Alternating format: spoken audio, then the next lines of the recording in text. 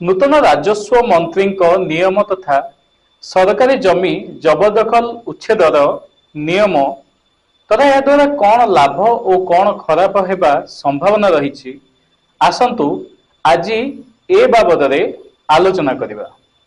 नमस्कार, मु अनिंद्यराज खाड़ंगा आपण को स्वागत जनाऊँगी TR24 स्वतंत्र कार्यक्रम स्पेशल रिपोर्ट को।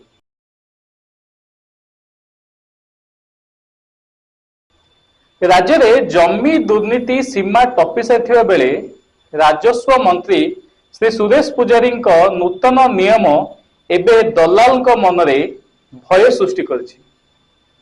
सरकारी जमी जबरदखल करी कोटी कोटी टंकार संपत्ति बनैथिबा दलाल खेल एबे आउ चलिबो नहीं।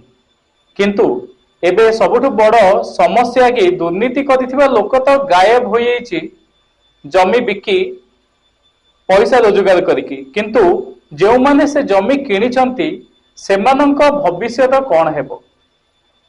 विशेष करी जड़े साधारण लोक निज स्वल्प आय को नहीं खंडे जमी किणी घर बनैबा आज जेपरी एक स्वप्न पलटि।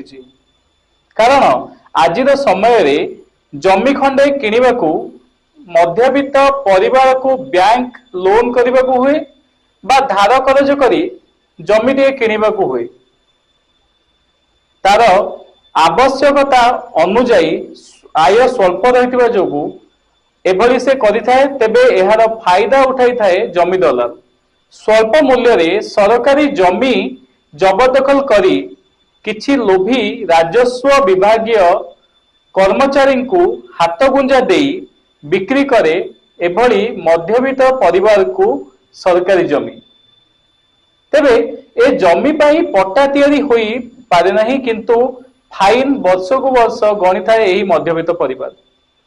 जोठी दलाल और किछि असाधु सरकारी कर्मचारी एही जमी बिकी मालामाल हो जाती, तेबे ए साधारण लोक जे कि जमीटी को किणिछि ताकू कौन लाभ मिलला।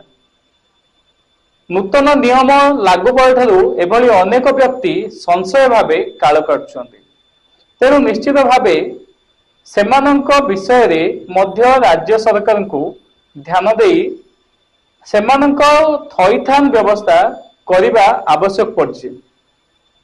सेथिपई जदि हुए किस्ती आकार रे सरकार बैंक लोन किंबा अन्य माध्यम व्यवस्था करिबा कथा, तेबे राजस्व मंत्रींकर उपरे ताहा निश्चित भावे निर्भर करे।